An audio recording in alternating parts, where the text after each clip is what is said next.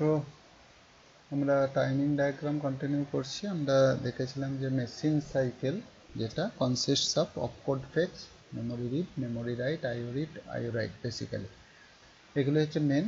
এই মেশিন সাইকেলগুলো আমরা দেখব, অর্থাৎ এদের টাইমিং ডায়াগ্রামগুলো প্রথমে আমরা স্টাডি করব। তো প্রথমে আমরা অপকোড ফেজ দিয়ে শুরু করি। ইনস্ট্রাকশনের অপকোড হচ্ছে operation code, that's a 1 byte binary code which represents which operation to perform. এটা হচ্ছে ইনস্ট্রাকশনের মেন পার্ট। যদি 1 বাইটের ইনস্ট্রাকশন হয় তাহলে তার অপকোড থাকবে শুধুমাত্র, আর মোর দ্যান 1 বাইট হলে ফার্স্ট বাইটটা হচ্ছে অপকোড হবে, নেক্সট বাইটগুলো সাধারণ ডেটা। অর্থাৎ প্রথম বাইটটা হচ্ছে অপকোড, সেটা হচ্ছে ফেচ হবে এমনি, বাকি বাইটগুলো হচ্ছে সাধারণভাবে মেমোরি থেকে আনার জন্য মেমোরি রিড হবে, তখন আর অপকোড ফেচ হবে। ফার্স্ট অপকোড যেটা, সেটাকে যখন মেমোরি থেকে রিড করা হবে সেটা হচ্ছে অপকোড ফেচ। তাহলে opcodes are stored in memory, so the processor executes the opcode fetch machine cycle to fetch the opcode from memory. Memory বা আই ওরিয়েন্টেড অপারেশন মানেই সেটা মেশিন সাইকেল। এটা যেহেতু মেমোরি ওরিয়েন্টেড অপারেশন, সেই কারণে এটাকে আমরা মেশিন সাইকেল বলছি। তো প্রত্যেকটা ইনস্ট্রাকশনে অপকোড তো অবশ্যই থাকবে, তার মানে অপকোড হচ্ছে প্রথম বাইট, সেটাকে ফেচ করতে হবে, অর্থাৎ ইনস্ট্রাকশনের এক্সিকিউশন শুরুই হবে অপকোড ফেচ সাইকেল দিয়ে। আর এটা আমরা বলেছি প্রথমেই যে opcode fetch machine cycle requires either 40 or 60 step. ঠিক আছে, এই মধ্যে চারটেই নিক বা ছটাই লাগুক, ফার্স্ট তিনটে স্টেট হচ্ছে অ্যাকচুয়াল ফেচিং এর জন্য, অর্থাৎ মেমোরি থেকে অপকোডটা রিড করতে কাজে লাগে হচ্ছে ফার্স্ট তিনটে স্টেট লাগে। আর রিমেনিং স্টেটগুলো, তার মানে আইদার 4 স্টেট হলে রিমেনিং 1 বা 6 স্টেট হলে remaining 3 state are required for internal operation by the processor, that is to decode the instruction internally. Instruction decoded হয়, সিম্পল ইনস্ট্রাকশন হলে সেটা ডিকোডেড হতে একটা সাইকেল লাগে, যদি কমপ্লেক্স ইনস্ট্রাকশন হয় তাহলে তিনটে স্টেট পর্যন্ত লাগতে পারে। অর্থাৎ সেই ক্ষেত্রে হচ্ছে নাম্বার অফ স্টেটটা, total state to required to for opcode fetch is 6. So go to the timing diagram details. This is the opcode fetch timing diagram. Go through the diagram carefully. First we draw the clock pulse properly. This is the falling edge দিয়ে শুরু হবে, leading age দিয়ে কিন্তু শুরু হবে না ক্লকটা। তো falling age দিয়ে শুরু হবে। এটা হচ্ছে first T state, second T state, third and fourth. So এখানে ক্লক সাইকেলটা এইভাবেই আঁকতে হবে, লিটল বিট অ্যাঙ্গেল করে। নেক্সট হচ্ছে অ্যাড্রেস বাস, যেগুলো হচ্ছে অ্যাড্রেস বাসটা আমাদের দুটো পার্টে ভাগ হচ্ছে, A8 to A15 এটা হচ্ছে address line, high order address bus. এখানে আমাদের অপকোড ফেচের সময় আমাদের অপকোডের অ্যাড্রেসটা যেহেতু হোল্ড করা হচ্ছে প্রোগ্রাম কাউন্টার, আমরা বলেছিলাম ইনস্ট্রাকশন অ্যাড্রেস হোল্ড করা হচ্ছে program counter. So program counter থেকে অ্যাড্রেসটা প্লেস হবে। প্রোগ্রাম কাউন্টারে হাই অর্ডার 8 বিটটা এই high order address bus, that is A8 to A15 place হবে। এটা থাকবে হচ্ছে আপ টু T3, যতক্ষণ না পর্যন্ত মেমোরি অপারেশনটা কমপ্লিট হচ্ছে। মেমোরি অপারেশনটা কিন্তু T3-তে কমপ্লিট হয়ে যায়, সেই জন্য T3 পর্যন্ত এই অ্যাড্রেসটা অ্যাড্রেস বাসে প্লেস করা থাকবে। তারপরে এটা আনস্পেসিফাইড হবে। আনস্পেসিফাইড মিনস এখানে ভ্যালিড কিছু অ্যাড্রেস বাসে থাকবে না, কোনো ভ্যালিড কোনো ডেটা থাকবে না। আর লো অর্ডার যেটা প্রোগ্রাম কাউন্টার লো অর্ডার অ্যাড্রেসটা, সেটা প্লেস হবে AD multiplex bus AD0 to AD7। As I told earlier in the demultiplexing state, এটা শুধুমাত্র ফার্স্ট স্টেটে প্লেস হবে। অ্যাড্রেস এই মাল্টিপ্লেক্স বাসে অ্যাড্রেস প্লেস হবে শুধুমাত্র প্রত্যেক মেশিন সাইকেলের ফার্স্ট স্টেটে, একটা স্টেটে প্লেস হবে। আর যে মোমেন্টে এখানে অ্যাড্রেস প্লেস হবে ALE সিগন্যালটা জেনারেট হবে।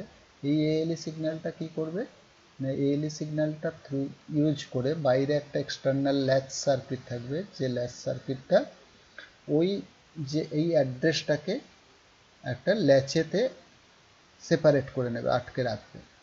তো কেন আটকে রাখতে হয়, কারণ যতক্ষণ না মেমোরি অপারেশন কমপ্লিট হচ্ছে অ্যাড্রেস বাসে অ্যাড্রেস প্লেস করে রাখতে হবে। এখানে যেহেতু এটা অ্যাড্রেস ডেটা দুটো, অ্যাড্রেস এবং ডেটা টাইম শেয়ার্ড ওয়েতে ইউজ হয়, সেই জন্য ফার্স্ট ক্লক সাইকেলের পরে এটা ডেটা হিসেবে ইউজ হবে। তো এই জায়গাটায় T2 and T3 স্টেটে এটা ডেটা বাস হিসেবে ইউজ হবে, সেই জন্য এখানে অ্যাড্রেস আমরা প্লেস করে রাখতে পারছি না মাল্টিপ্লেক্স বাসে, সেই জন্য এই এক্সটার্নাল ল্যাচ সার্কিটটা ইউজ করে আমাকে অ্যাড্রেসটাকে সেপারেট করে রাখতে হবে। তো নেক্সট হচ্ছে স্ট্যাটাস সিগন্যালটা কিভাবে প্লেস হবে সেটা দেখানো হয়েছে।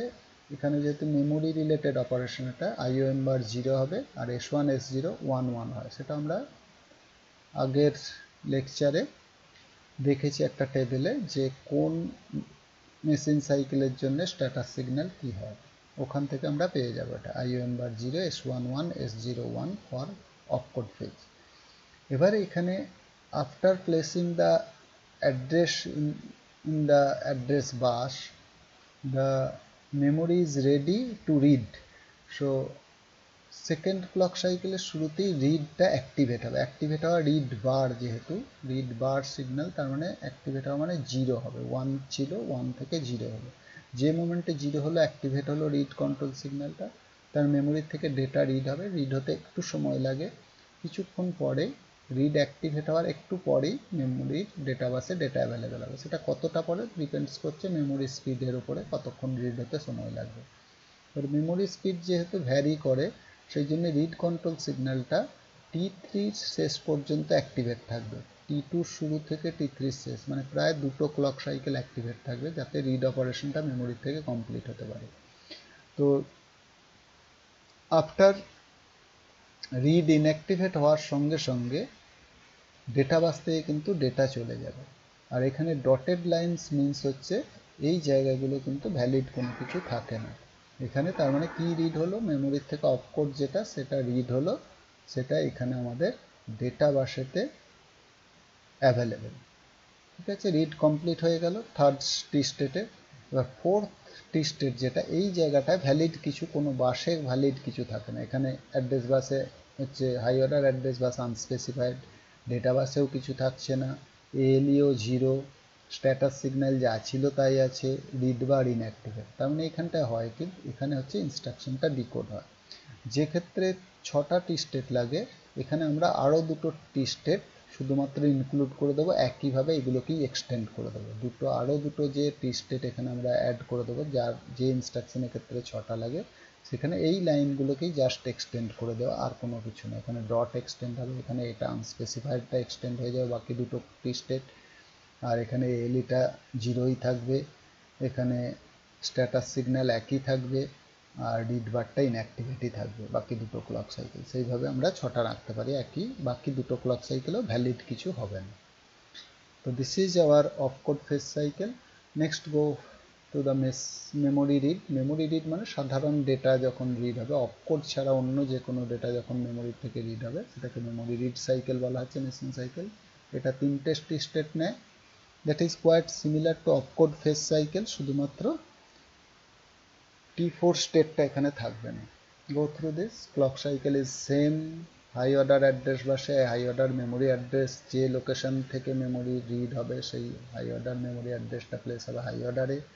লো অর্ডারটা মাল্টিপ্লেক্স বাসে প্লেস হবে, একইভাবে ALE সিগন্যাল জেনারেট হবে। IOM বার S1 S0টা আলাদা হবে, শুধুমাত্র মেমোরি রিডের জন্য যা হয় IOM বার 0 S1 1 S0 0 হবে।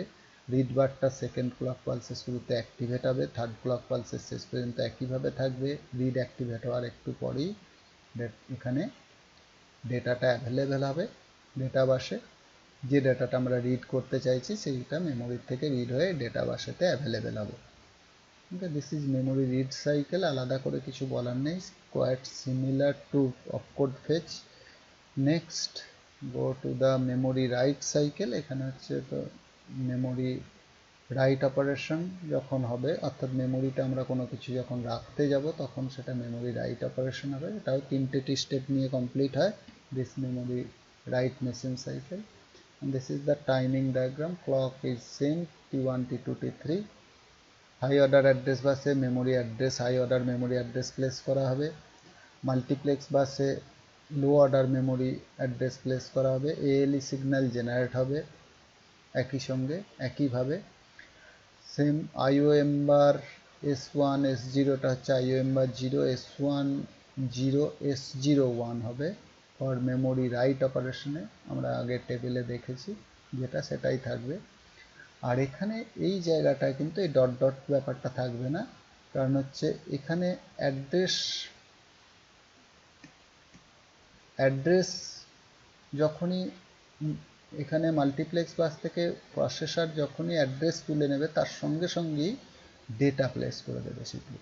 অর্থাৎ অ্যাড্রেস যাচ্ছে আর ডেটা আসছে একই সঙ্গে হবে, একই ইনস্ট্যান্টে। অর্থাৎ অ্যাড্রেস ছিল তারপরে ডেটা প্লেস করে দেবে, ঠিক আছে। এখানে কোনো টাইম থাকবে না। এবার এই ডেটাটা মেমোরিতে রাইট হতে যা সময় লাগবে। এখানে এই সেকেন্ড পালসে যখন মেমোরি রাইট সিগন্যালটা অ্যাক্টিভেট হলো এই জায়গায়, এই পয়েন্টে কিন্তু, ঠিক আছে, এই জায়গাটায় মেমোরি রাইট সিগন্যাল যখন অ্যাক্টিভেট হবে তারপর মেমোরি রাইট হতে একটু সময় লাগে, সেই টাইমটা দেওয়া হয় T3 শেষ পর্যন্ত অ্যাক্টিভেট থাকবে। তার একটু এক্সটেন্ড করলে ভালো হয়, T3 শেষ পর্যন্ত রাইট বার সিগন্যালটা অ্যাক্টিভেটেড থাকবে, তারপরে এখানে 1 হয়ে যাবে, ইনঅ্যাক্টিভ হয়ে যাবে। এর মধ্যে রাইট অপারেশন পারফর্ম হয়ে যাবে, কিন্তু ডেটাটা এখানে প্লেস করা থাকে ডেটা বাসে T3 এন্ড পর্যন্ত, ঠিক আছে। এটা হচ্ছে রাইট অপারেশন হয়ে গেল 3টে ক্লক সাইকেল নিয়ে। তারপরে সিমিলার হচ্ছে আইও রিড একটা ইনস্ট্রাকশন ইউজ করে, দ্যাট ইজ 8085 এর ইন ইনস্ট্রাকশন যখন ইউজ হয় তখন হচ্ছে ইনপুট থেকে ও ডেটা রিড করে। ইনপুট থেকে যখন ডেটা রিড করে সেটা হচ্ছে আইও রিড বলা হয়। ইনপুট ডিভাইস থেকে ডেটা যখন রিড হয় ইনপুটের অ্যাড্রেসটা 8 বিটের হয়। সেই জন্য এখানে ডায়াগ্রামে যে পোর্ট অ্যাড্রেস যেটা লেখা আছে, এটা this is quite similar to memory read. শুধুমাত্র এখানে দুটো অ্যাড্রেস, অর্থাৎ হাই অর্ডার অ্যাড্রেস এবং লো অর্ডার অ্যাড্রেস দুটো জায়গাতেই একই অ্যাড্রেস প্লেস হবে, that is 8 bit address, port address.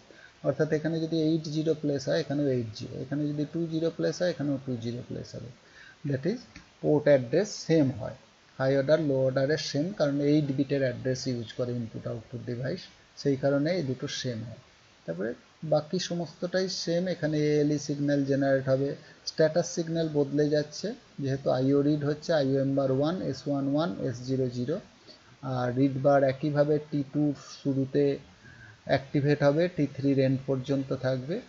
আর এটা অ্যাক্টিভেট হওয়ার কিছুক্ষণ পরে আইও থেকে ডেটাটা রিড হতে যতক্ষণ সময় লাগবে সেটা আইওর স্পিডের উপর ডিপেন্ড করছে। সে ইনপুট থেকে যখন ডেটাটা আসবে সেটা ডেটা বাসে প্লেস হবে, আর যখন রিড সিগন্যাল ইনঅ্যাক্টিভ হয়ে যাওয়ার পরে কিন্তু আর ডেটা প্লেস হবে না, ডেটা বাসে ডেটা থাকবে না। একইভাবে হবে memory write, sorry IO write. IO write is quite similar to memory write, it requires three T state. Actually এটাও একটা ইনস্ট্রাকশন ইউজ করে যখন আউটপুটে কোনো ডেটা আমরা পাঠাতে যাব, অর্থাৎ প্রসেসর থেকে আউটপুট ডিভাইসে যখন ডেটা যাবে তখন হচ্ছে আইও রাইট হয়। তো this is the IO write cycle. তো এখানে পোর্ট অ্যাড্রেস প্লেস করা হয় হাই অর্ডার অ্যাড্রেস বাসে, লো অর্ডার অ্যাড্রেস বাসেও একই ব্যাপার, পোর্ট অ্যাড্রেসই প্লেস হবে, ঠিক আছে, একই অ্যাড্রেস। হ্যাঁ, আইওর জন্য সবসময় একই অ্যাড্রেস, হাই অর্ডার লো অর্ডারে একই অ্যাড্রেস প্লেস হবে, কারণ 8 বিট অ্যাড্রেস ইউজ করে। যে কোনো 8 বিট ইউজ হয়, 8 to A15 আমরা ইউজ করতে পারি, বা AD0 to AD7 ইউজ করতে পারি, সেই জন্য দু জায়গাতেই একই অ্যাড্রেস প্লেস করে। অ্যাড্রেস প্লেস হয়ে গেল, এএলই সিগন্যাল জেনারেট হলো, অ্যাড্রেস যখন সরাবে সঙ্গে সঙ্গে এখানে ডেটা প্লেস করে দেবে। আর ডেটা প্লেস করবে মানে ডেটা প্লেস করার পরই রাইট সিগন্যাল অ্যাক্টিভেটেড হবে। রাইট বার অ্যাক্টিভেটেড হওয়া মানে ডেটাটা রাইট হতে যেটুকু সময় লাগবে আউটপুট ডিভাইসে যেতে সেটা হচ্ছে T3 এন্ড পর্যন্ত রাইট বার অ্যাক্টিভেটেড থাকবে, তার মধ্যে রাইট হয়ে গেলেও ভালো, যদি না হয় তাহলে আর হবে না অপারেশনটা। তো এর মধ্যে রাইট অপারেশন কমপ্লিট হয়ে যাবে।